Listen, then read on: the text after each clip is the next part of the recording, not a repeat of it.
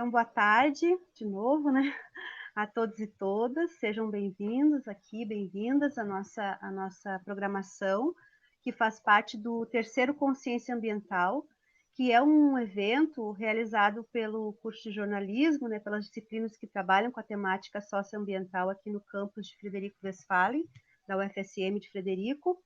E a cada ano a gente faz um formato diferente, e esse ano, em função da pandemia, a gente resolveu fazer essas palestras, né, online, para que as pessoas também possam conhecer trabalhos que tenham essa temática socioambiental e também que sejam importantes para o próprio jornalismo, né? Como a gente está no curso de jornalismo, a gente prioriza isso também. Então, hoje a gente tem a nossa convidada, né? Já agradeço pela generosidade de estar aqui, a Elisângela Soldatelli Paim, eu estou lendo aqui no outro computador, né? Que é jornalista e também ela é doutora em Ciências Sociais, fez a tese na área do tema, né, da nossa palestra de hoje, pela Universidade de Buenos Aires. E trabalha na Fundação Rosa Luxemburgo. Tem um trava-língua para mim aqui.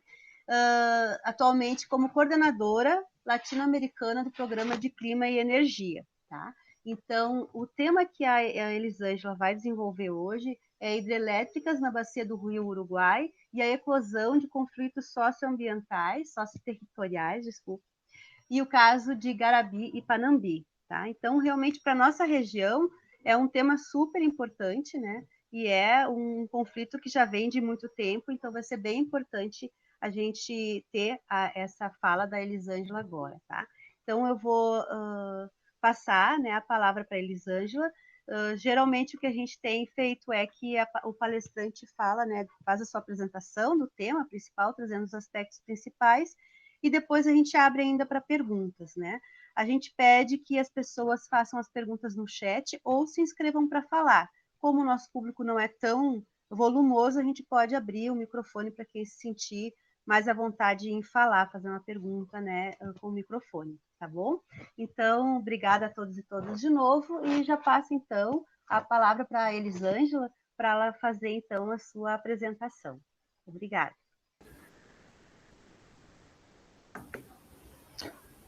Bom, primeiro, olá para todos e todas, né?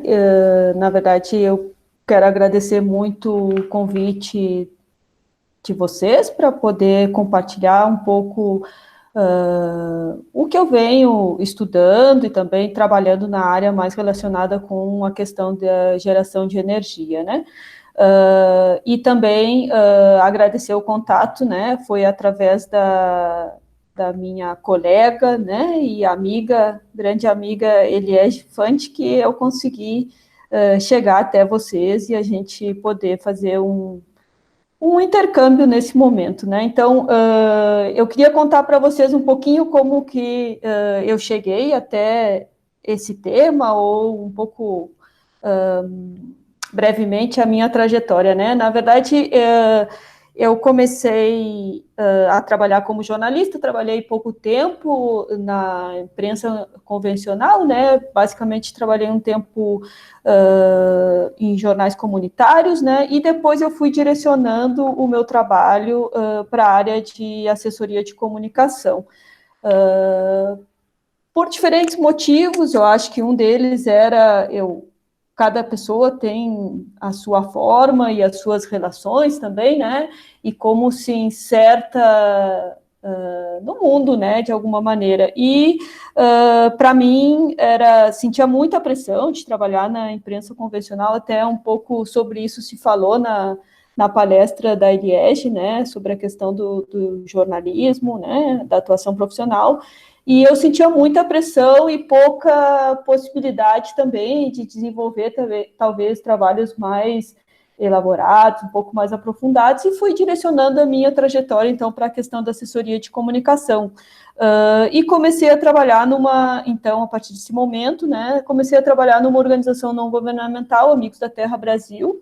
Foi aí até que eu conheci a Eliege, e isso foi, quando eu comecei a trabalhar, foi em 2001, justamente no período de uma grande crise energética que o Brasil, 2003, na verdade, um período de grande crise energética que estávamos enfrentando no país, né? E tinha uma relação muito forte, essa crise também, com a questão da geração de energia hídrica, né? Através de fontes hidráulicas, né? Que o Brasil tem uma participação importante, né? E a partir desse trabalho aí nos Amigos da Terra, fui conhecendo cada vez mais a problemática da questão energética e também todos os impactos que estão associados ao modelo de produção de energia, não só no Brasil, na América Latina e também alguns países que têm a matriz energética similar ao Brasil, né? E, obviamente, o trabalho era muito mais próximo, o meu vínculo era muito mais próximo com a bacia do Rio Uruguai, né? Justamente era um período que se estavam construindo várias hidrelétricas na bacia do Rio Uruguai e toda a questão que estava surgindo, né? Algumas voltando de muito tempo, em relação a conflitos territoriais, né? A gente pode falar, tem diferentes conceitos para tratar isso, pode ser conflitos socioambientais, pode ser, eu prefiro trabalhar com socioterritoriais pela profundidade que representa o conceito de território, né? Se for o caso, a gente pode falar mais na parte das perguntas, mas para mim, principalmente porque representa de forma bem profunda a relação entre ambiente e pessoas, né, e comunidades, e também a questão de ambiente natural e ambiente construído e todos os impactos em relação a isso. Então, nesse momento, foi possível conhecer muitas das lutas de resistência que estavam acontecendo no Rio Uruguai, né, nesse período que eu trabalhava nos Amigos da Terra, e também, obviamente, todas as implicâncias legais, a violação de direitos, a violação de legislação que estava associado com essa expansão das construções de hidrelétricas na bacia do Rio Uruguai. E foi a partir desse trabalho que eu decidi estudar mais em profundidade o caso da hidrelétrica de Igarabi, né? Naquele momento era só, se falava de Igarabi na questão relacionada com o tramo binacional do Rio Uruguai, que é compartilhado com a Argentina. Logo, logo eu vou mostrar alguns mapas, 2 mapas para vocês, para a gente também localizar da onde que eu estou falando, né? Então, quando eu decidi fazer o doutorado, justamente o que eu queria ver, analisar, era a forma de relação entre os governos, né, e as empresas privadas, empresas públicas e privadas, né, pelo fato de ser um projeto ou vários projetos binacionais, obviamente as empresas estatais estão envolvidas, obrigatoriamente envolvidas, poderia-se dizer, né. E, então, o meu objeto de estudo era o caso de Igarabi. E, de alguma maneira, só para situar, não é o que eu vou focar nessa apresentação, mas a gente pode também depois conversar, ou posso compartilhar também materiais com quem estiver interessado.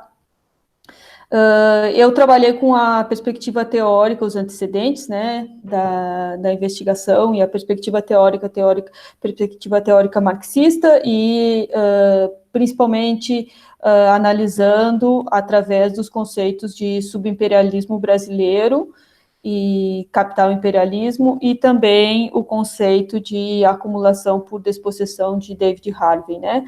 A questão do subimperialismo, para mim, era importante de analisar pela própria relação das empresas brasileiras em relação às empresas argentinas, né? Tanto as públicas quanto as privadas, né? E pela acumulação, de alguma maneira, que o Brasil tem na expansão de construção de hidrelétricas, não só no país, mas também em relação à América Latina e também em alguns países da África, né,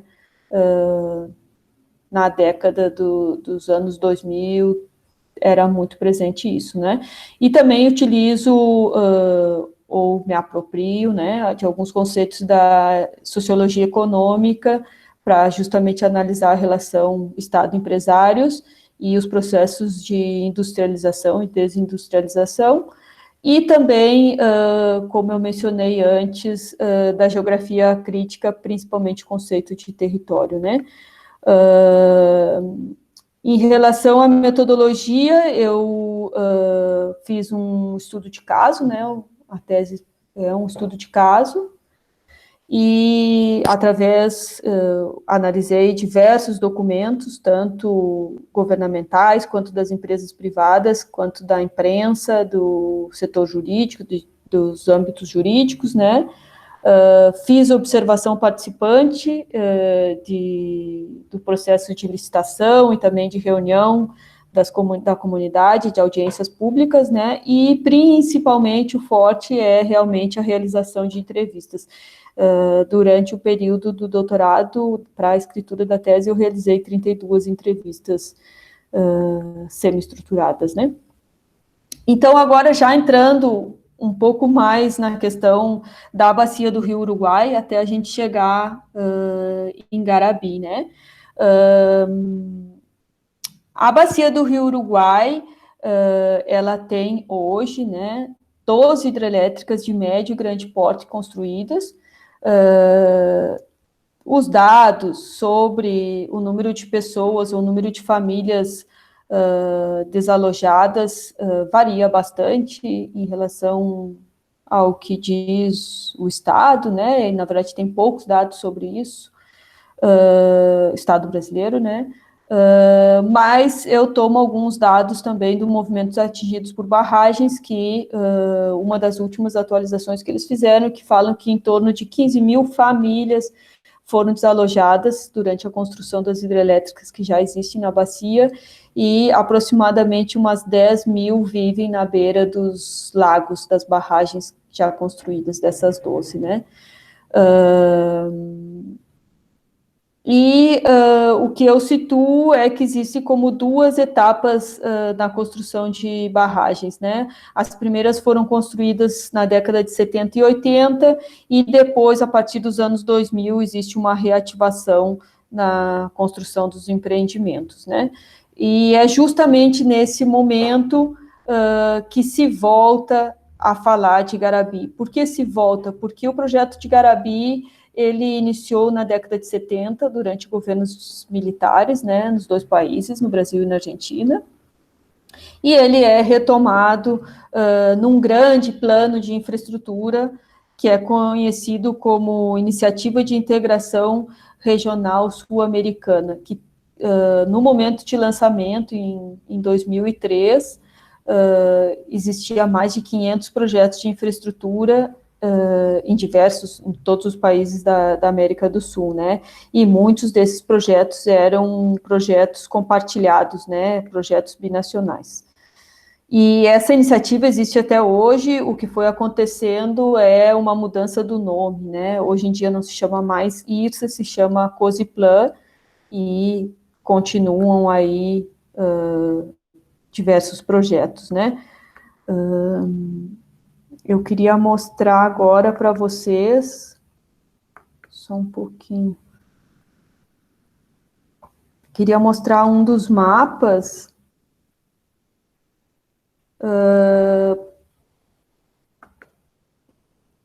para a gente ver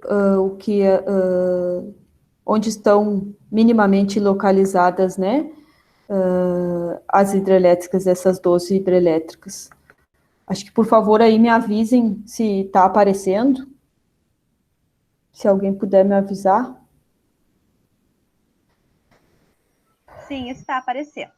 Tá, então aí esse é o mapa, né, basicamente do Rio Grande do Sul, Santa Catarina, e a gente vê a fronteira com Argentina e Uruguai, né. Esses pontos pretos são as hidrelétricas que já estão construídas na bacia do Rio Uruguai, né. E tem um ponto bem no canto esquerdo do mapa, já quase saindo do quadrado, que tem um último pontinho preto. Aí está localizada a hidrelétrica de Salto Grande, que é uma hidrelétrica construída na fronteira da Argentina com o Uruguai. É uma grande hidrelétrica que também ocasionou diversos impactos socioambientais e relocalização de cidades, né, de uma cidade pelo menos. Então, a discussão sobre a construção de hidrelétricas na bacia do Rio Uruguai e toda essa suposta demanda de energia, né, ela, na verdade, isso eu vi nas investigações, principalmente na tese, né, o que ocasiona é que essas eletricidade é gerada para grandes empresas nacionais e algumas transnacionais, né, como a gente sabe, o sistema brasileiro, ele é interligado, o sistema de distribuição de energia, ele é interligado, então se pode gerar energia na bacia do Rio Uruguai e consumir nas plantas de alumínio, por exemplo, no norte do país, né. E também, durante a construção dessas hidrelétricas, obviamente, se vê processos de desterritorialização de comunidades, né, que é basicamente desalojo, desplazamento, né, e localização em outras áreas, às vezes bem diferentes, lugares completamente diferentes do que as pessoas estavam acostumadas a viver, né. E também o que se tem visto é uma grande violação de direitos humanos, né, durante esses processos, e da legislação ambiental. Angela, Oi? se tu puder estão pedindo se tu puder dar zoom, aumentar o mapa, porque tu não está em modo apresentação no PowerPoint, né? Daí fica menor. De repente, se tu colocar a apresentação. Vamos ver se eu consigo colocar mais grande aqui. Maior, não é mais grande, né? Mais grande em espanhol.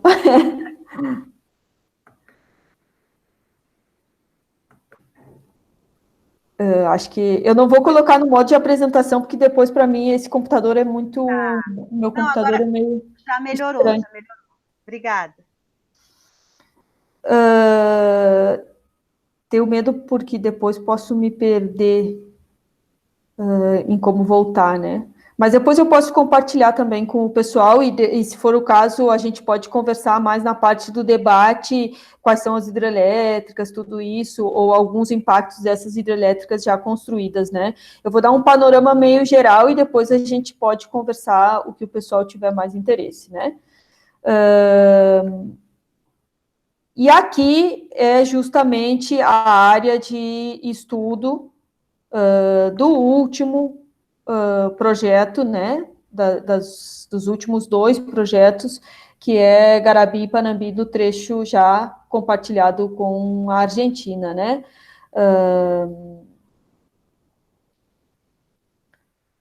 Acho que basicamente seria isso que eu queria mostrar, justamente essa é a área, então, dos últimos estudos que começaram em 2007. Agora eu vou explicar um pouquinho em detalhe a questão dos projetos, mas em curtas palavras, desde a década de 70, diversos projetos foram discutidos entre os 2 países, né?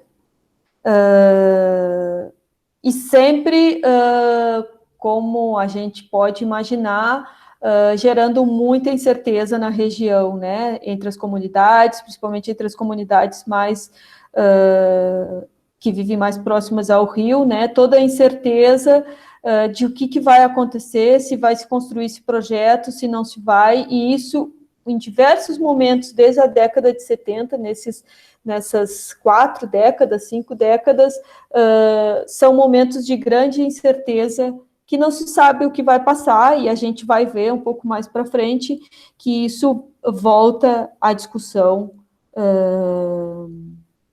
nos últimos meses, né?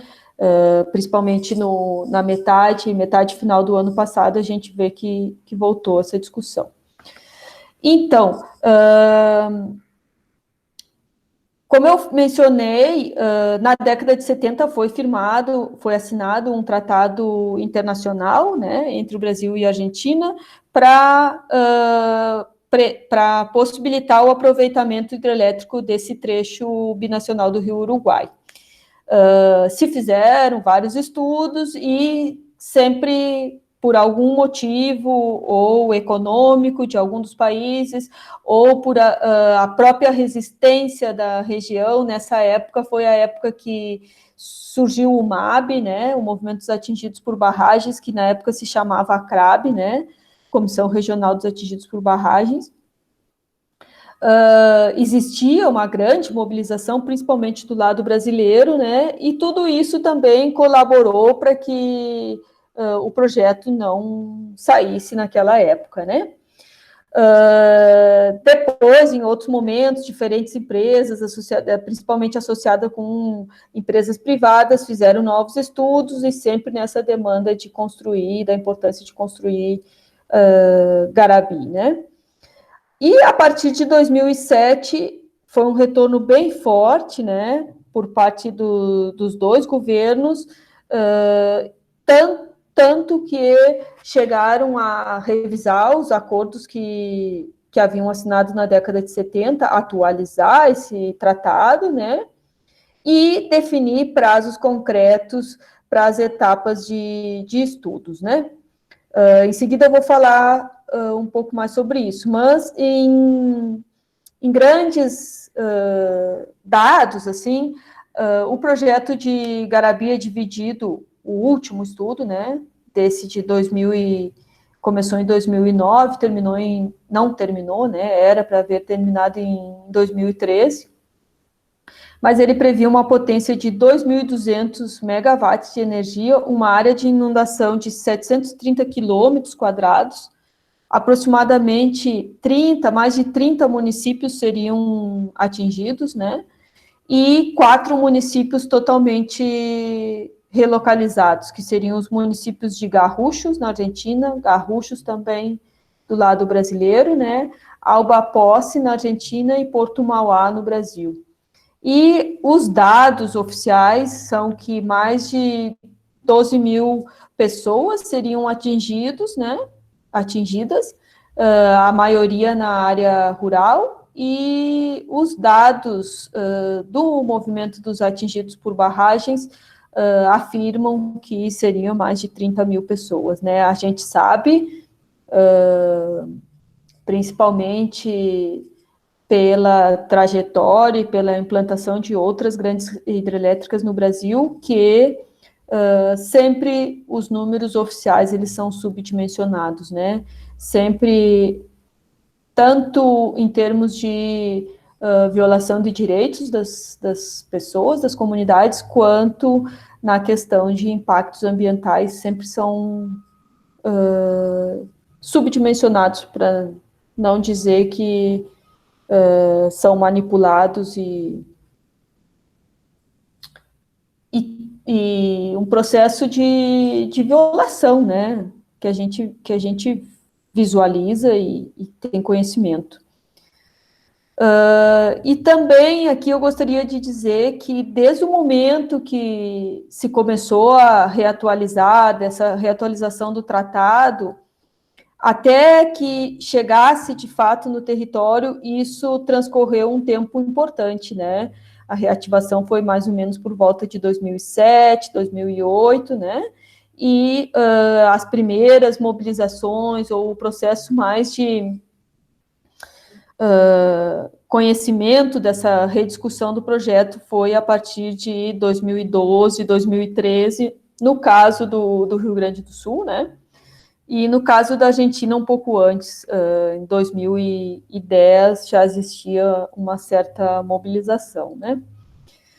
Então, nesses estudos, a partir da atualização do tratado, né, se definiu 2 momentos de estudos, um novo estudo de inventário, né, da bacia, desse trecho da bacia, para definir quais projetos ou quantos projetos e que localização iam estar esses projetos, né, foram feitos, então, e depois, finalizados esses estudos, né, eles indicaram 5 possibilidades de localização das barragens, né, eram 2 barragens, Garabi sempre estava presente, né, e surgiu o projeto de Panambi.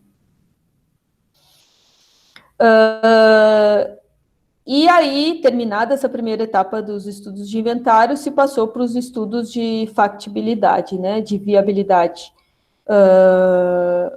Começaram em 2010, mais ou menos, e não terminaram, né, na verdade, foram interrompidos.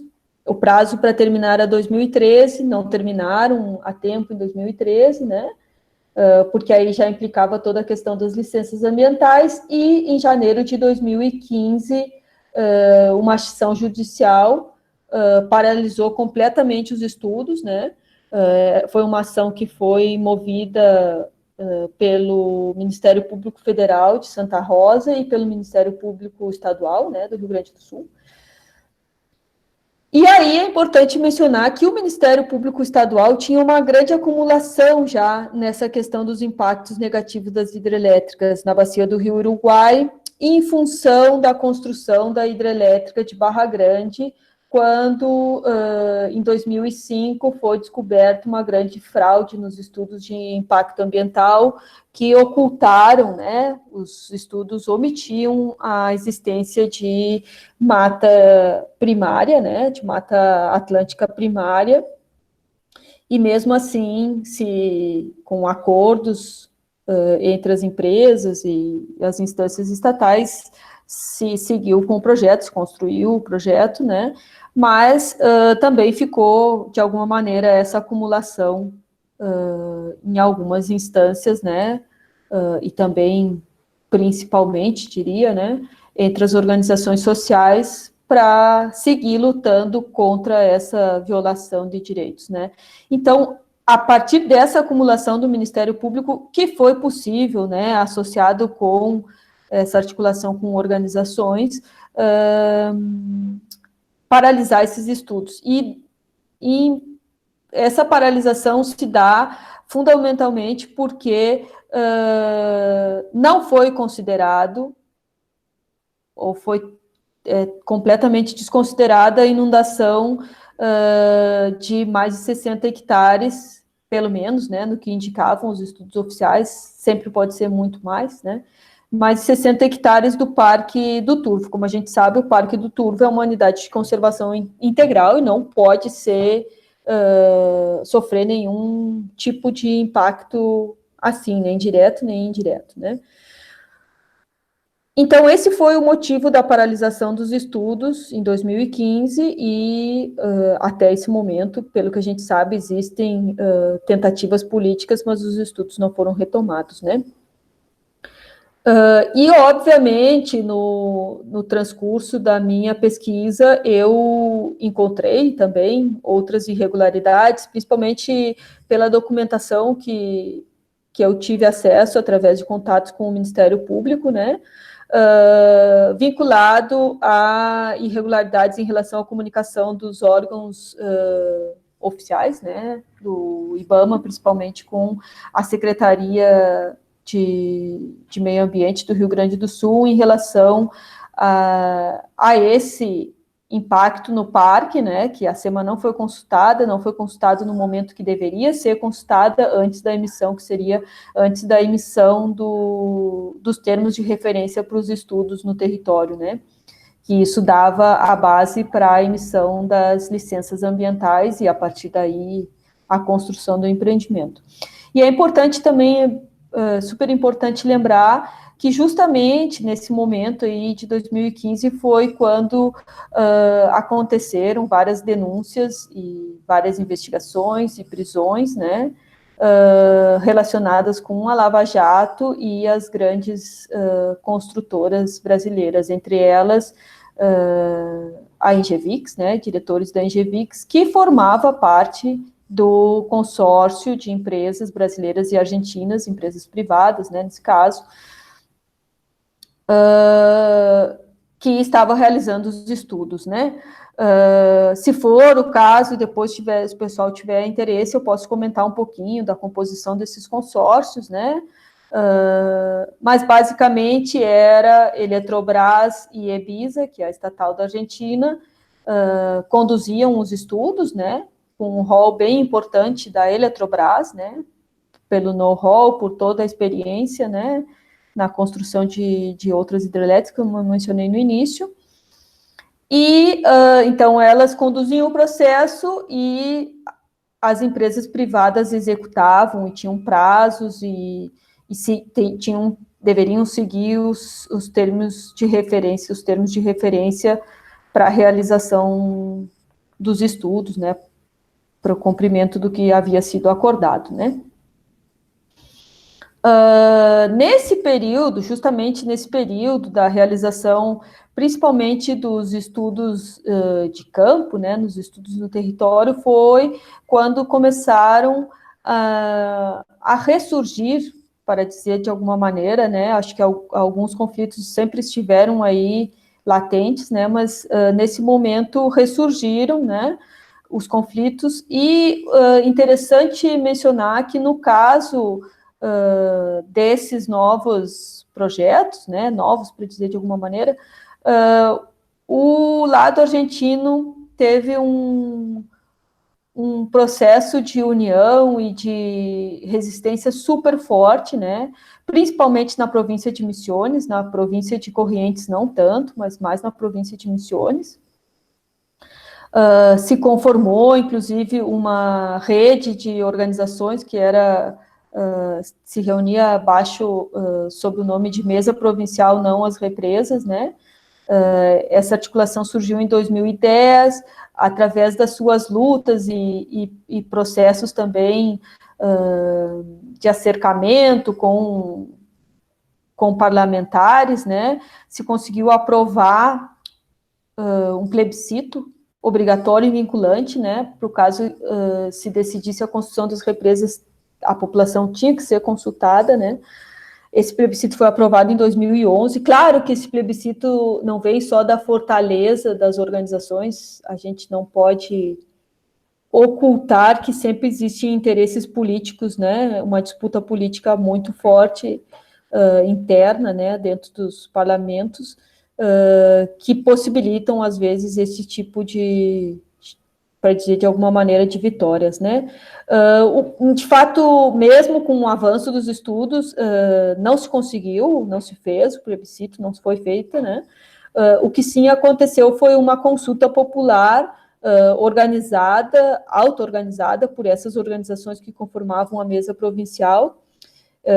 Essa consulta foi feita em 2013 e 96% dos participantes se expressaram contra a construção de Garabi e Panambi, né?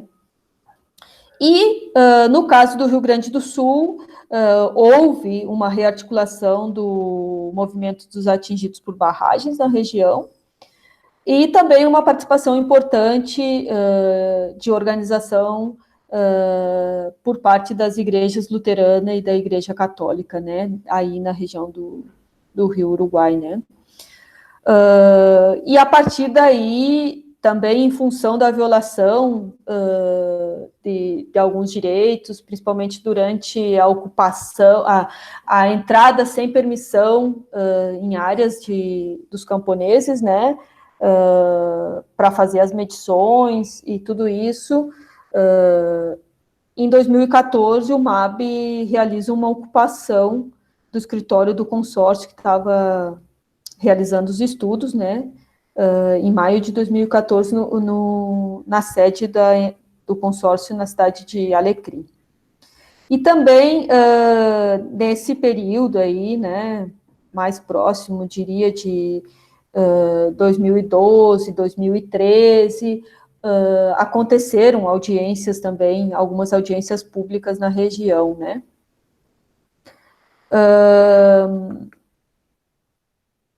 Queria mencionar, talvez bem pontualmente, né, essa questão a gente pode conversar um pouco mais no debate, né, mas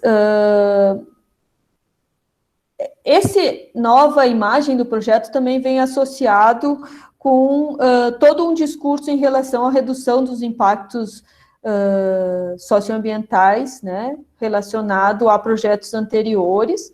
Também se utiliza do conceito de participação, né, as empresas e o consórcio, eles utilizam, né, que vai haver participação, que as pessoas, as comunidades vão poder se manifestar e participar do processo para que o projeto seja o menos danoso possível, né? E também sempre vinculado um argumento muito, muito forte na questão do desenvolvimento, né? Que a gente precisa de energia, que esses projetos geram empregos, a gente sabe que a realidade, às vezes não, na grande maioria dos casos é outra, né? E algo também bastante importante que eu considero, né, é essa questão que eu mencionei antes da incerteza, né? Então, o que eu analisei no meu estudo, né, de campo principalmente, é que esse processo de expropriação das comunidades se dá durante o processo de planejamento de um empreendimento como esse, né?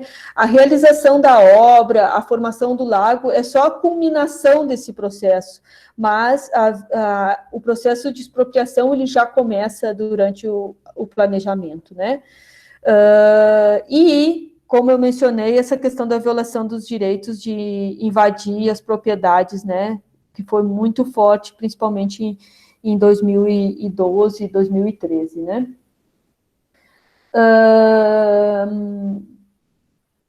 Eu acho, assim, que já mencionei, né, o rol de condução da Eletrobras, principalmente pela acumulação que tem nesse tipo de empreendimento, né, e da Ebisa como colaboradora, então, nesse processo, de alguma maneira, né, e o mesmo passava em relação às empresas privadas, né, em geral eram grandes empresas brasileiras e médias e pequenas empresas argentinas, também nesse mesmo contexto que na Argentina a matriz energética ou a matriz elétrica, ela não é tão centrada nas hidrelétricas, não tem uma participação importante da fonte hídrica como tem o Brasil, né? Então, as obras vinculadas com a hidroeletricidade na Argentina são menores, então, obviamente, as empresas têm menos experiência ou menos trajetória nessa área, né?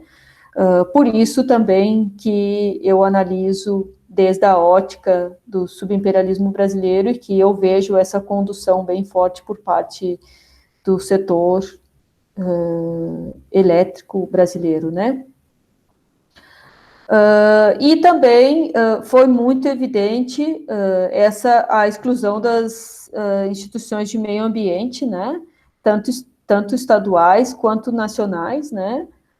Durante o processo de planejamento dos estudos, né? Essas instituições só foram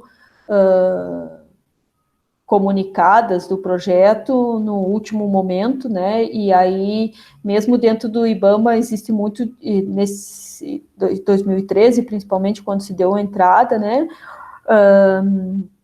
Muito desencontro nas informações e muita dúvida e consultas ao Ministério de Minas e Energia, que era principalmente quem estava conduzindo o processo junto com o Eletrobras, né? Então, obviamente, tudo isso também leva para o descumprimento das legislações, tanto ambientais quanto nacional, né? E, obviamente, um processo muito sigiloso na condução desses estudos, né? E essa questão do sigilo era muito mais forte ainda no caso da Argentina, né? No caso do Brasil, acho que o que eu pude ter acesso foi um pouco mais fácil do que no caso da Argentina, né? Talvez já para ir fechando, né? Acho que até já me alonguei muito.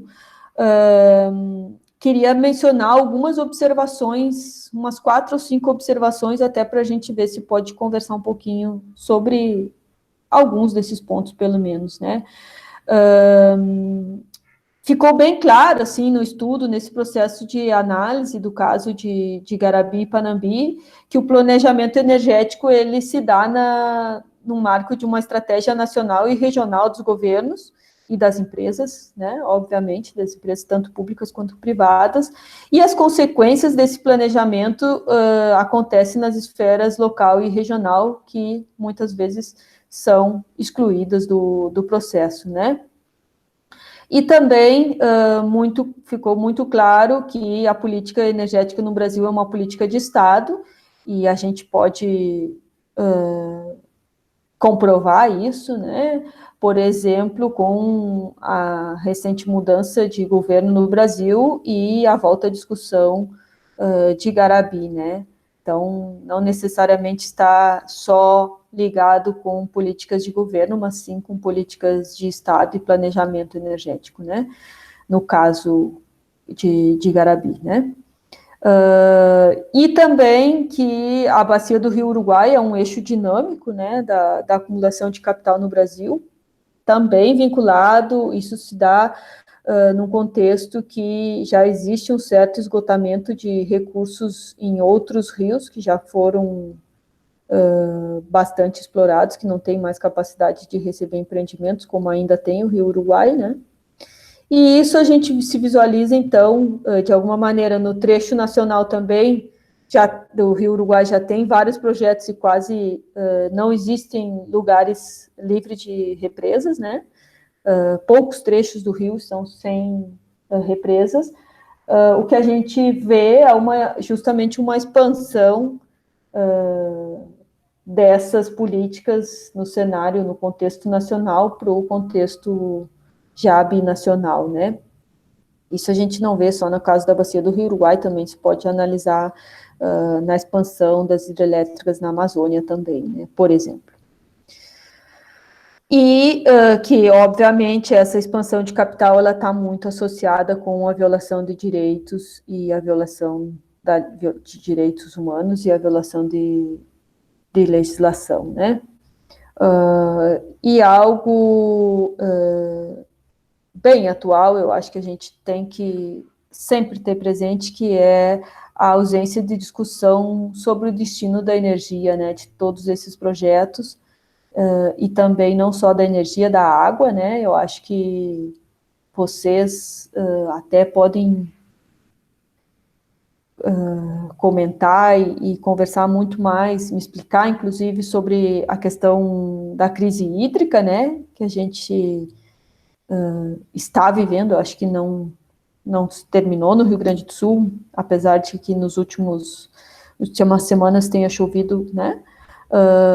Mas essa crise hídrica,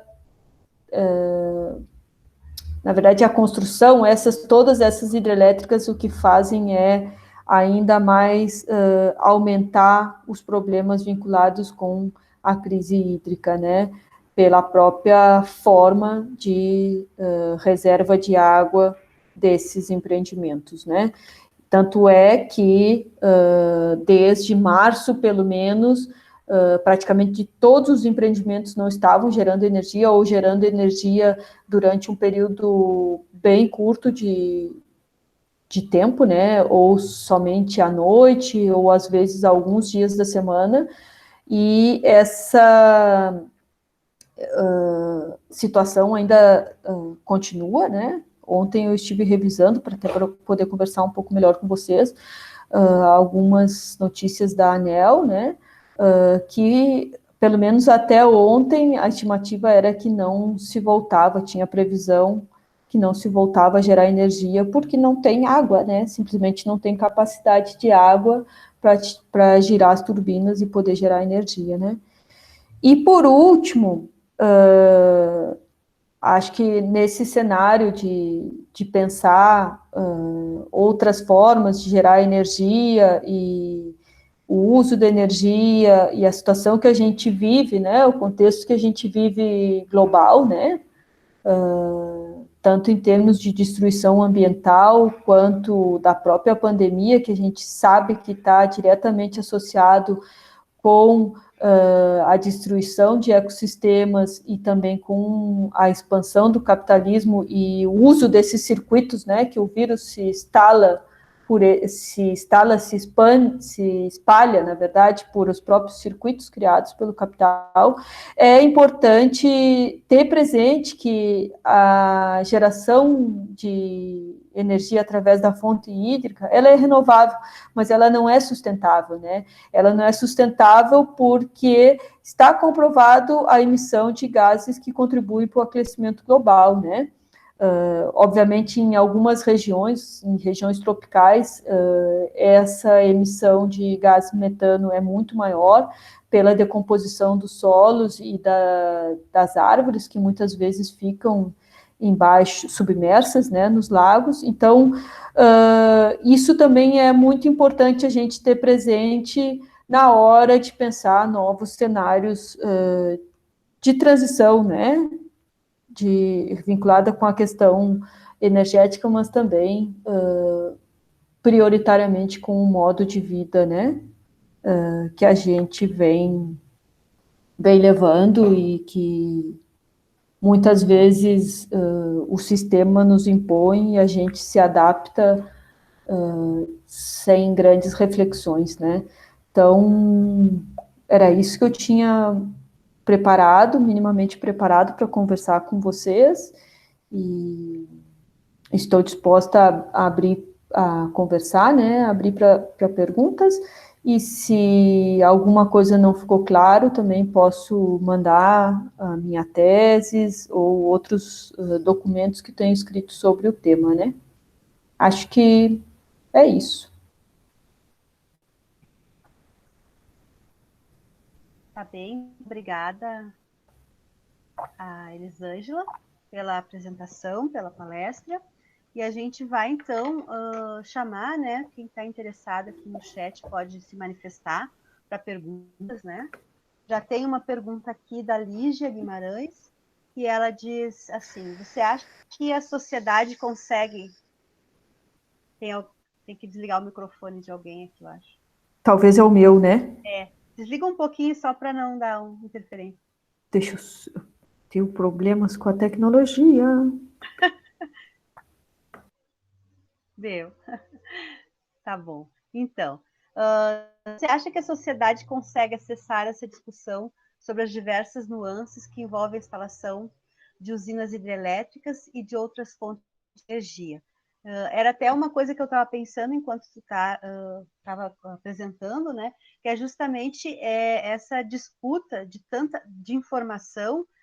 Acho que é uma coisa muito embaralhada, né? Para quem não está acompanhando muito de perto a política pública, eu acredito que essa pergunta é mais ou menos nesse sentido também, né? Como que a gente poderia ter acesso a essa discussão, né? Porque são muitas questões políticas, de disputa de território, econômicas, né? Então, a complexidade do assunto da hidrelétrica, eu acho que ela muitas vezes ela não chega para a população. Acho que é nesse sentido também que eu compartilho a pergunta com a Lígia aqui. Pode falar daí, eu vou desligar o meu microfone. Eu acho que isso também, a minha posição, né, a minha opinião, é que é muito intencional por parte do setor de planejamento, né, seja dos governos ou associado com as empresas, justamente de apresentar a questão da geração de energia ou das hidrelétricas em particular, justamente como um assunto técnico, né? Para que as pessoas sintam que é um tema difícil, que é difícil de entender, de compreender, de acompanhar as discussões. Mas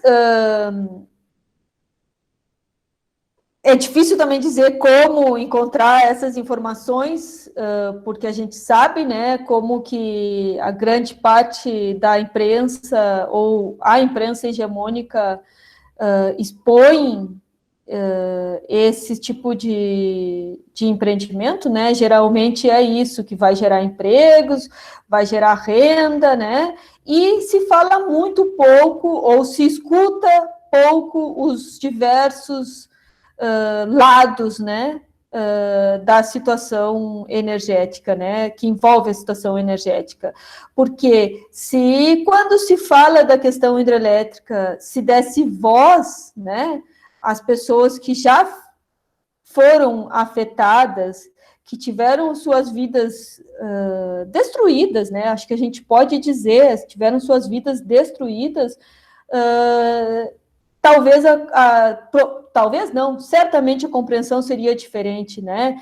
E isso vale para o caso do Rio Uruguai, que de alguma maneira a gente está próximo, né? É o nosso lugar, de alguma maneira, no mundo, né? Mas também, no caso, por exemplo, das grandes hidrelétricas na Amazônia, que até recebe uma cobertura maior por parte da imprensa, né? É possível a gente compreender que muita gente está sofrendo, que povos estão sendo exterminados, né? No caso da Amazônia, de povos indígenas estão sendo exterminados, né? E essa radical mudança de vida, né? Pessoas e comunidades que estavam acostumadas a viver na beira do rio, pescar, ter a sua sobrevivência e manutenção aí do rio ou da pequena horta, que são mudados, né? São deslocados quando recebem uma casa e um terreno, né? E tem que se adaptar com um modo de vida que nunca tiveram, por exemplo, que é mais próximo ao que a gente tem na cidade, né? E existem casos que estão documentados, tem vídeos, tem relatos, né? Tem vários livros que falam disso, né? Das vilas que são criadas, né? As casas são exatamente todas iguais, né? Então, as pessoas acabam perdendo a sua identidade, né? A identidade com o lugar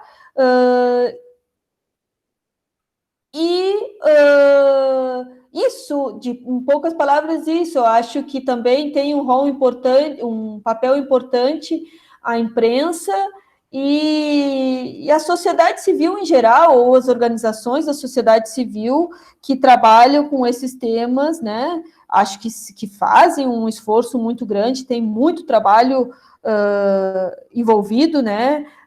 Só que, claro, também existem muita resistência para que essas informações cheguem até, ou cheguem a mais pessoas, né? Que seja fora do âmbito acadêmico, que seja fora da região que é alvo dos projetos, né? Acho que minimamente isso que eu poderia analisar, né?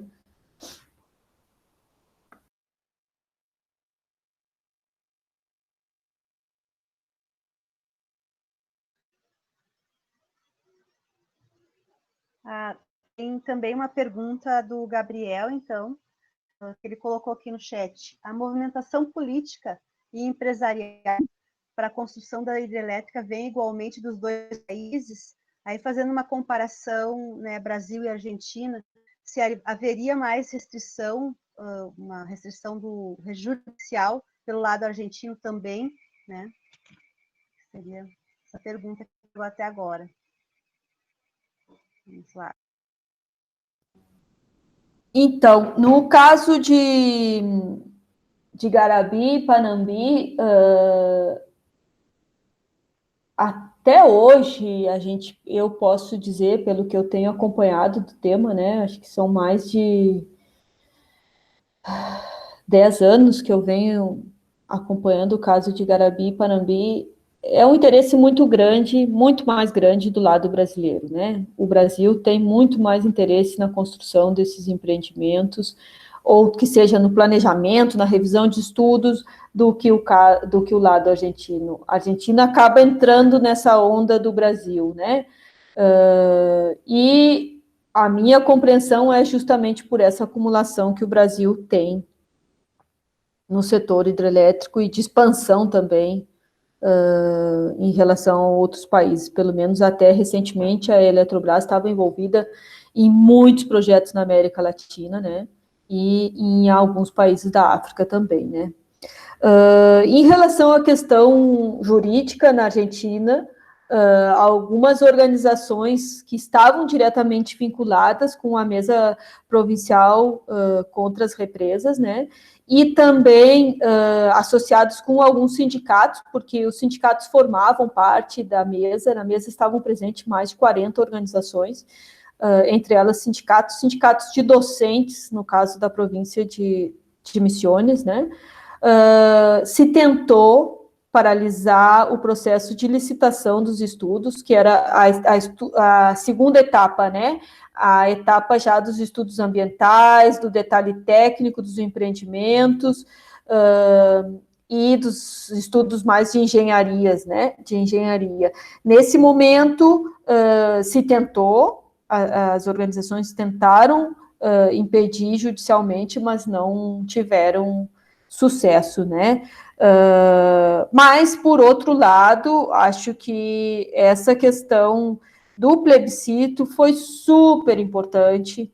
Acho que o fato de ter isso como lei, um plebiscito vinculante e obrigatório como lei, já é algo, acho que super relevante, que a gente tem que considerar, né, nesse processo de resistência, e também todo o processo de articulação que houve em relação a esse plebiscito, em relação à consulta que eu mencionei com você, para vocês, e também o pessoal lá na Argentina fez uma grande marcha para denunciar todo esse processo de violação de direitos e de impactos ambientais que seriam causados por esses empreendimentos, né? Então, sim, de alguma maneira houve intentos jurídicos, mas que não tiveram o mesmo resultado que no lado brasileiro, né? Que se conseguiu, aí sim, se conseguiu paralisar os estudos. Acho que respondo, né?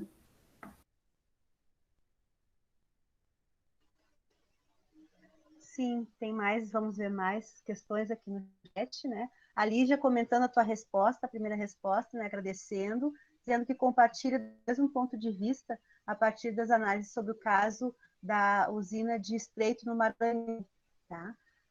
A Eliege perguntando aqui, gostaria de saber em qual dos dois países foi mais difícil acessar informações e fontes de entrevista do governo para a tua tese, né, para a tua pesquisa. E eu posso fazer mais uma para tu responder na sequência? O Gerson de Lima está perguntando, Elisângela, quais atores você identificou e quais seriam as suas redes entre atingidos mobilizados e defensores do projeto em ambos os países? Mencionaste o MAB no lado brasileiro e o MESA provincial no lado argentino. Haveria mais atores e movimentos significativos? Do lado dos defensores, geralmente são empresários locais em ambos os lados, né? Então, seriam essas duas perguntas. Primeiro, o acesso à informação e depois os pontos, atores de resistência dos dois lados.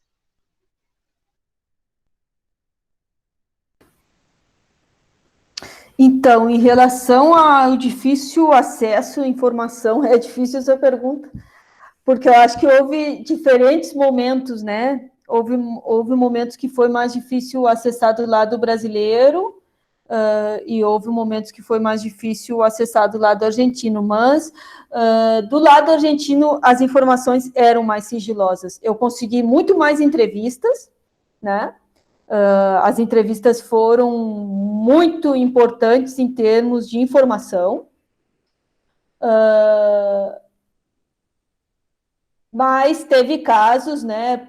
Por exemplo, na Secretaria de Energia da Argentina, eu nunca consegui uma entrevista formal, né? E sempre o argumento era que eles não davam, era absurda, o argumento era absurdo, que eles não davam informação para cidadão que não era argentino, que eles não podiam dar informação para cidadão que não era argentino. E foi muito importante do lado brasileiro. Eu tive muito acesso à informação através da Embaixada do Brasil na Argentina, que tinha uma perspectiva muito crítica em relação a como a Eletrobras e o Ministério de Minas e Energia estavam conduzindo o processo e praticamente não envolviam a embaixada, né? O que eles sabiam muitas vezes era em cima da hora, no momento das licitações, né? Que aí necessitava do apoio do pessoal, dos funcionários, né, da Embaixada do Brasil.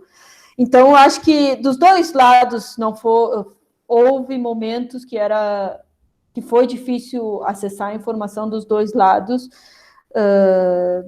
mas, em geral, eu consegui, às vezes não conseguia entrevista, mas conseguia através de documentos, né? Então, em poucas palavras, seria isso. E em relação à pergunta sobre os defensores, né, ou críticos ao projeto, eu diria que o processo de resistência, né, no caso do Brasil, estava vinculado obviamente, com o movimento dos atingidos por barragens, mas não só, né, estava envolvido muitos dos sindicatos rurais, e também como eu pude ver, né, principalmente nas audiências e nos momentos que eu fui no trabalho de campo, algumas organizações da sociedade civil e um rol super importante das igrejas, né, da igreja de luterana e da igreja católica, principalmente na região aí de Porto Xavier, Porto Mauá, por aí. Principalmente Porto Xavier tinha bastante participação, né, ou mobilização, ou posição crítica por parte da igreja, né. E do lado argentino também tinha uma certa participação de setores vinculados com a Igreja Católica, mas era muito mais organizações da sociedade civil, né? Muitas organizações vinculadas com todo o processo de resistência e luta contra a construção da hidrelétrica de Jaceretá, que é uma hidrelétrica binacional de Argentina com Paraguai, que foi construída, né, e que causou tremendos impactos ambientais e deslocamento de população, grandes deslocamentos de população, mais no lado paraguaio, né, e bastante invisibilizado isso, né, pelas próprias assimetrias, né, que a gente vê entre os países e a colonialidade que está bem presente nesse tipo de relação, né, de dominância. Então, um setor bem forte na Argentina vinha de lutas já de outros empreendimentos, né, principalmente esse de Jaceretá. E como eu mencionei, também sindicatos, né, e principalmente sindicato de professores de escolas primárias e escolas secundárias. E em relação aos defensores que mencionavam a importância do projeto, sem dúvida, eram os setores empresariais, né, vinculado com a construção, o suprimento, né, de materiais de construção para as obras, né, e comerciantes, de alguma maneira, em geral, né, então, alguns comerciantes da região aí de Porto Mauá falavam que ia ser importante mesmo, o município ia ficar totalmente embaixo d'água, só quase as torres da igreja ia ficar fora d'água, e todos falavam, né, desse setor, né, de médio empresariado grande, acho que não poderia dizer que existe aí médio, pequeno, né, sempre defendendo que era importante construir o projeto, que ia trazer desenvolvimento, que ia trazer renda, talvez um setor mais vinculado com o turismo aí na região era um pouco mais crítico, né, tinha uma perspectiva crítica e cada vez mais se cercava dos movimentos de resistência, né, E super importante mencionar que os prefeitos a maioria dos prefeitos da região era favorável à obra, e, por outro lado, às vezes mantinham uma posição dúbia, né? Então, quando eles tinham que falar com a população, eles por aí mencionavam algo que iam ter a preocupação ambiental, e não expressavam claramente que eram a favor. Mas nas entrevistas que eu fiz, era claramente que eram a favor, e sempre com esse discurso que era necessário, que a gente precisa de energia, que a gente precisa gerar renda, e que era a melhor coisa, porque a região estava numa situação complicada, né? Acho que aí eu respondi as duas, né?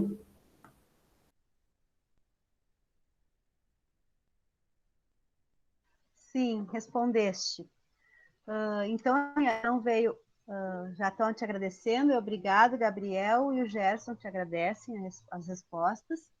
E aí, então, eu vou fazer uma questão, enquanto a gente espera, se mais alguém quiser fazer uma intervenção ou fazer uma questão, enquanto a gente faz essa questão para a Elisângela, vocês podem pensar e colocar ali no chat, né? Ouvindo essa tua análise, né, a respeito de Garabi, em algum momento, né, mencionou a questão sempre essa ideologia, ou esse paradigma, né, do desenvolvimentismo, de que o desenvolvimento ele vai ser sempre positivo, e não deixando a gente observar ou escamoteando essa violação de direitos, né, como você colocou, a participação também muito diminuída, e toda essa parte da violação dos direitos, principalmente em relação aos atingidos. E isso me faz assim lembrar também, né, pensar um pouco nesse contexto que a gente está vivendo, né, da pandemia, em que muitas vezes não foi só no Brasil, né, em outros lugares também se estabeleceu um discurso em relação ao distanciamento social, que seria tipo uma coisa contra a outra, né? Então a gente precisa manter emprego e manter economia, independente se, por exemplo, vai morrer gente, né? E, infelizmente, a gente está vendo que está morrendo muita gente. Mas, enfim, existe um paradigma que é muito forte na nossa sociedade, que as pessoas tendem a naturalizar ou a entender dessa forma, né? E aí eu queria um comentário teu que estudou mais a fundo essa questão do território, né? Da questão do conflito socioterritorial, né? Que em alguns momentos eu tenho mais lido socioambiental, não tive acesso aos autores. Depois, lendo a tua tese, eu vou discutir, vou pensar sobre isso também, sobre a questão do território, que realmente pode ser mais interessante, e pensar, então, como esse território ele vai fazer parte do entendimento diferente das pessoas em relação àquilo que está acontecendo. É mais ou menos como a questão da experiência, né? Tipo, eu não estou lá na margem do rio onde vai acontecer a represa, então, para mim, é muito mais fácil conduzir uma discussão ou acreditar que é o desenvolvimento o mais importante, né? Então, pensar nisso, nessa tua questão teórica do território, como esse território afeta essa dimensão que é a discussão da questão da energia, que você falou que falta, né, muita gente discutir. Tem mais uma pergunta. Vou emendar mais uma. Né? Então, essa questão de comentar mais sobre o território. E outra pergunta aqui do Clésio Paim, que diz: os objetivos atribuídos ao projeto pelos governos foram alcançados, do ponto de vista?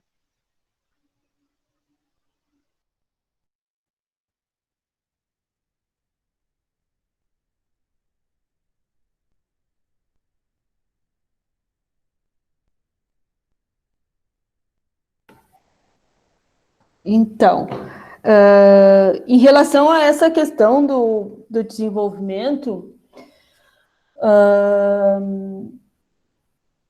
eu acho que, assim, as discussões são muito limitadas, né?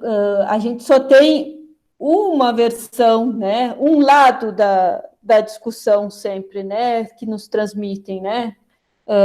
Se a gente, por exemplo, for falar da questão energética, e isso se aplica para a questão de projetos de petróleo, de gás, de fracking, qualquer tipo de empreendimento, mesmo construção de rodovias, né? Qualquer tipo de empreendimento de infraestrutura, se a gente dimensionar esses impactos e mudança na forma de vida, né? Impactos tanto na vida das pessoas que vivem e dependem desse lugar, quanto em relação à destruição da natureza, dos ecossistemas, né? Às vezes não é destruição, às vezes é fragmentação, e a fragmentação e a destruição estão muito próximas, né? Se a gente colocar tudo isso num único pacote, talvez fique bem claro que esse tipo de projeto não é viável, ou não deveria ser viável, né? Mas isso também, talvez seja fácil dizer isso se a gente não considera o todo, né? Que a gente vive. A gente precisa mudar a forma com que a gente está vivendo, né? Eu acho que um pouco o que você falou também, né, Cláudia? A pandemia só vem a mostrar para a gente, ou a explicitar as desigualdades que a gente está vivendo, né? No mundo, no Brasil em particular, né? E quem é que paga a maior parte desses custos, dessa desigualdade, né? A gente sabe quem é que está morrendo, né? A gente sabe, a gente tem muito claro que são as pessoas mais vulneráveis, as comunidades mais vulneráveis, né? São as comunidades negras, né? São as mulheres. Isso tudo a gente precisa discutir. E também eu ia mencionar algo e me esqueci. Ai. Era relacionado com... Claro, era o paralelo com a questão dos grandes projetos. É a mesma... A gente pode, não é a mesma, mas a gente pode traçar um paralelo que quem consegue defender os seus direitos, né? Um grande fazendeiro que tem uma área imensa, obviamente a gente sabe que ele vai receber a indenização. E vai receber uma grande indenização. Pela sua área que vai ser inundada, mas assim não acontece com um pequeno camponês que tem uma casinha, que tem talvez 5, 6 vacas, né?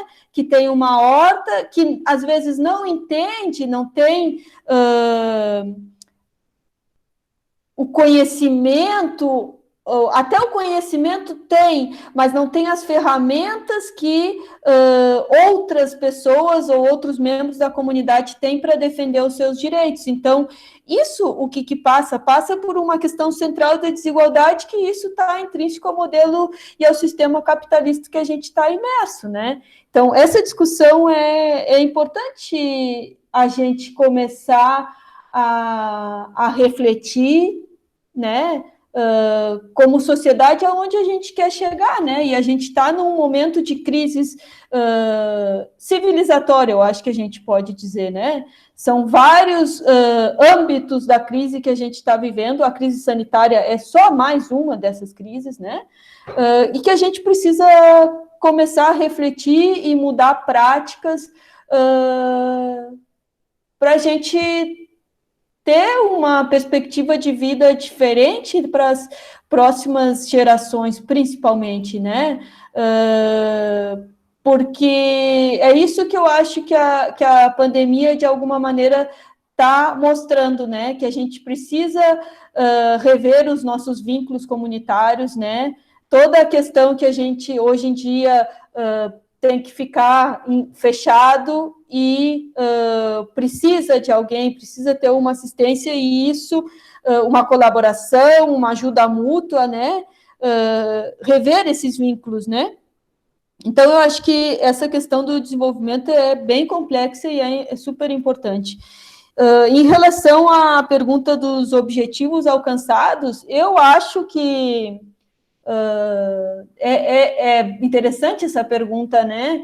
se a gente for analisar em relação aos estudos, eu acho que certamente eles cumpriram, eles alcançaram os seus objetivos, porque muitas empresas ganharam muito dinheiro durante esse processo, né? Só na questão da elaboração dos estudos, da licitação, toda essa questão das viagens, né, vinculado com os funcionários estatais, com os funcionários privados, também todo o processo de capacitação e discussão das regras, e a circulação, né, dessas pessoas do espaço, do ambiente privado para o ambiente público e vice-versa. Claro que o objetivo maior deles era construir, e é construir, acho que eles não desistiram, isso não foi esquecido, né? É construir o projeto. Em relação à construção do projeto, não se deu, mas muitos outros objetivos intermediários, obviamente, foram alcançados nesses anos, né?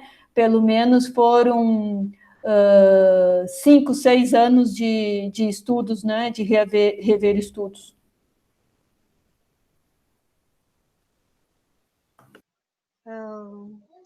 Então, outra pergunta aqui também. Na verdade, eu tenho mais duas. E aí, enquanto tu vai respondendo, se alguém quiser ainda se manifestar, eu peço para a gente ir encerrando já, né? Encaminhando o encerramento. Então, a Eliege pergunta, gostaria que falasse um pouco sobre a diferença entre socioambiental e socioterritorial e o porquê essa opção pelo segundo, né? Pelo uso do segundo conceito. A Bruna Lopes está pedindo também a tua opinião sobre as tragédias ocorridas em Mariana e Brumadinho. E o Clésio está te agradecendo a resposta.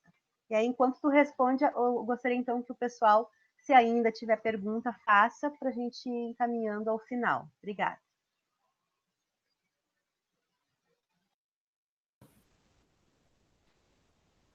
Então, em relação à questão socioambiental e socioterritorial, é justamente porque eu considero que o conceito de território trabalhado principalmente, né, por Milton Santos, para dar uma referência brasileira, né, Milton Santos, Lefebvre, Heisbart, que é um geógrafo gaúcho, mas que hoje em dia trabalha numa universidade do Rio de Janeiro, né, também o meu co-diretor trabalhava muito com a questão territorial, especificamente no caso de hidrelétricas, né, Oswaldo Sevá.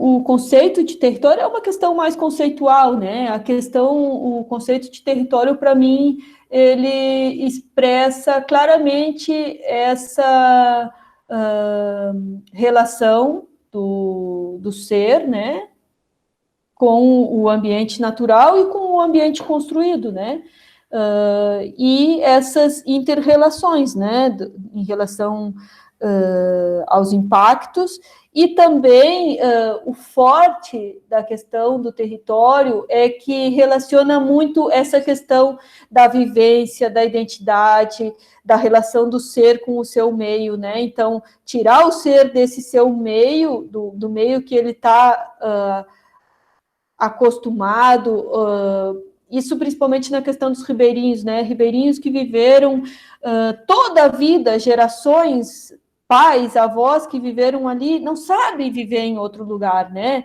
Ou vai se adaptar, mas com muito sofrimento, e tem muitos casos de hidrelétricas de muitas pessoas que morreram de tristeza porque não tinha mais a vida que tinha antes, ou mudou a sua qualidade de saúde por esse deslocamento, né? Então, eu acho que o conceito de território traz várias dimensões que para mim são muito integrais, né? E o ambiente, a questão ambiental é uma dessas questões, importante, obviamente, mas é uma das questões. Então, a minha interpretação é que dizer, isso, claro, depende da trajetória, da leitura, cada um, da experiência, cada pessoa, cada pesquisador, cada profissional pode analisar de outra forma, né? Mas foi uma decisão também teórica, né, de ter escolhido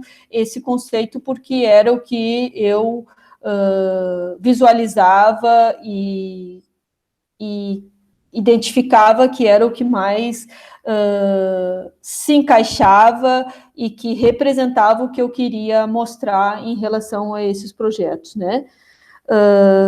Não só em relação a esses projetos, mas em relação a todo o contexto da bacia do Rio Uruguai, né? E em relação à pergunta sobre Mariana e Brumadinho,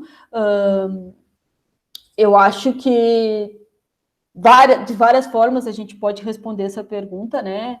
Todos sabemos que foi uma tragédia, não foi a única, né? Aí na região aconteceram outras, mas aí para dizer em poucas palavras, tem toda a questão da atuação das empresas, né? Desse descaso com a legislação ambiental, desse descaso com as populações que vivem aí, né? E acho que é muito emblemático o caso daí de Mariana, porque o que mostrou em um momento esse caso?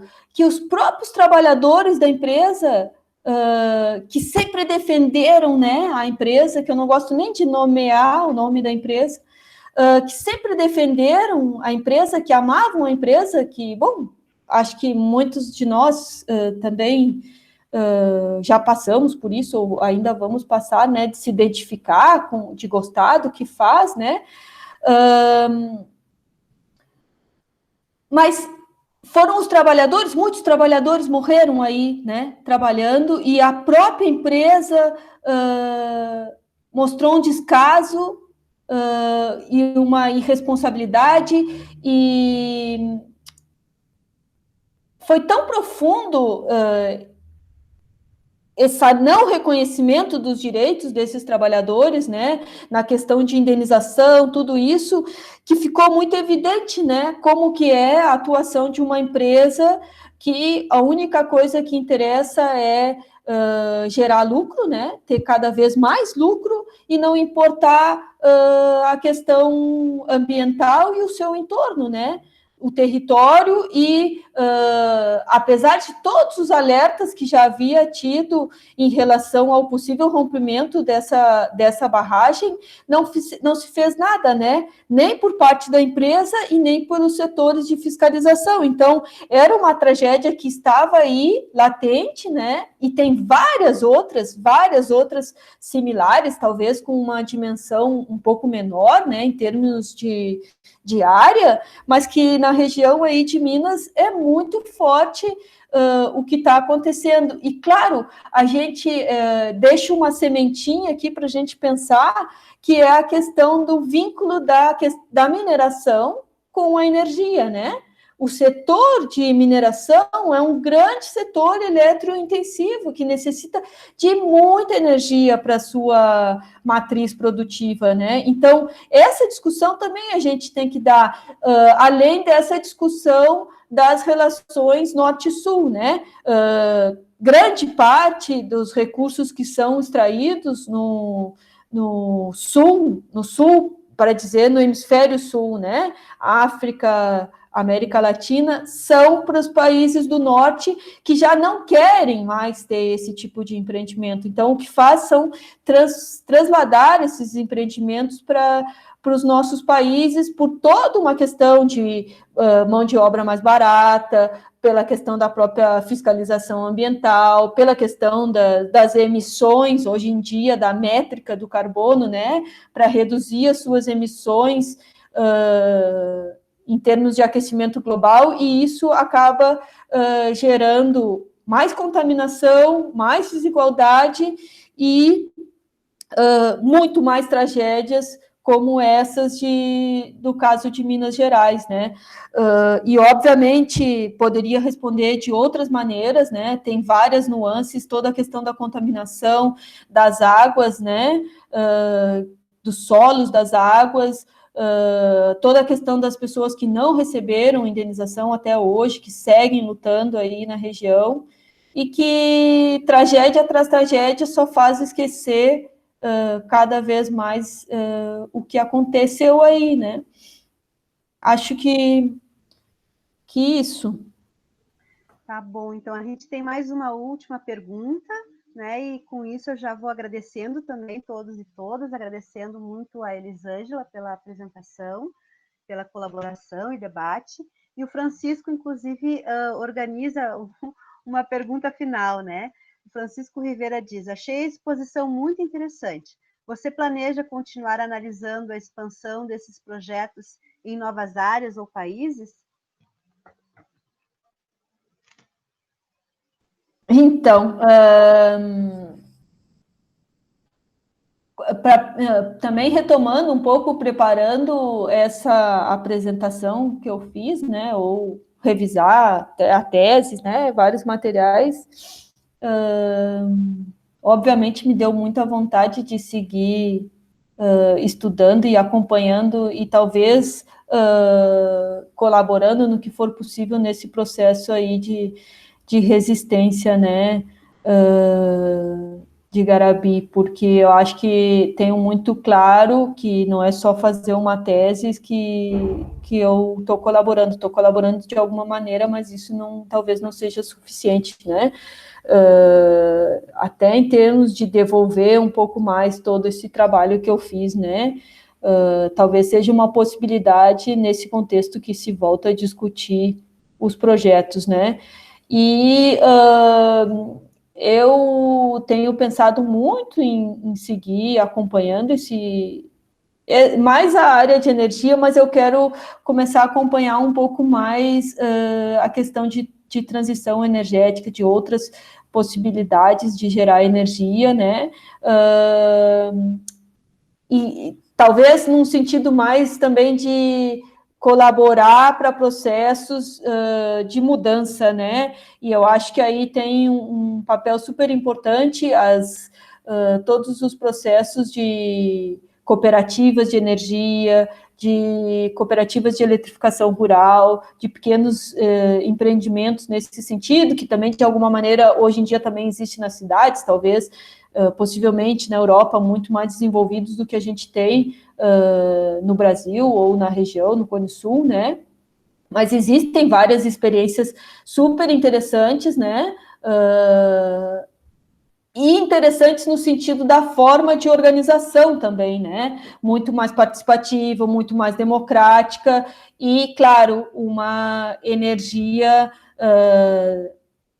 descentralizada, né? Numa dimensão menor e com um benefício comunitário muito maior, e isso como uma alternativa justamente a esses grandes empreendimentos de energia. E quando eu falo grandes empreendimentos de energia, também eu relaciono os grandes parques eólicos, os grandes parques solares, que também causam grandes impactos, porque são baseados, a grande maioria é baseado no mesmo modelo que a gente tem de grandes empreendimentos de hidrelétricas, de petróleo, de gás, e são as mesmas empresas que estão se adaptando às mudanças do capitalismo num objetivo único de ter mais rendimentos, né, de ter mais lucro e explorar novas áreas e novos territórios, né? Acho que basicamente isso, sim, tenho muita vontade. Acho que isso, agradeço muito, acho que foi super lindo esse intercâmbio, né? E estou à disposição aí, Cláudia, o que for necessário, né? Que seja através dos materiais que eu tenho escrito ou de coisas que eu venho lendo. E eu gostaria muito de recomendar, se vocês puderem anotar e puderem buscar, leiam um poema, um conto, não sei como dizer, um conto, eu acho, do Eduardo Galeano, que se chama La Querência 2. E ele fala do povo, da comunidade de Federação, que foi inundada pela represa, essa represa que eu falei para vocês, de Salto Grande, na divisa da Argentina com o Uruguai. E para mim é bem expressa muito claro o que implica uma construção de hidrelétrica na vida das pessoas, né? E talvez, acho que isso, através da literatura, também a gente pode se acercar a esse tipo de temática, né, que não tem nada de técnica, né, tem muito de completamente social, né, de relação social, de humana, né, acho que isso.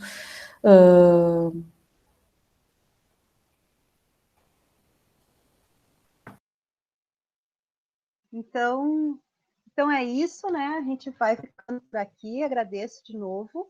Eu acho que realmente foi um encontro muito proveitoso, tá, Elisângela? Obrigada pelas tuas indicações, inclusive do poema que eu anotei aqui. E agradeço também quem ficou aqui com a gente, né? E que a gente continue, né, no intercâmbio de ideias. E eu gostei muito da tua apresentação, da palestra, e dessa mensagem final de a gente buscar realmente fazer uma transição, buscar atuar pela mudança, porque é o que a gente precisa, né, fazer, e cada vez mais com uma urgência, né, cada vez maior. Então é isso, obrigada a todos e todas, bom fim de semana e até uma próxima, então. Isso aí, bom final de semana. Tchau, tchau. Obrigada.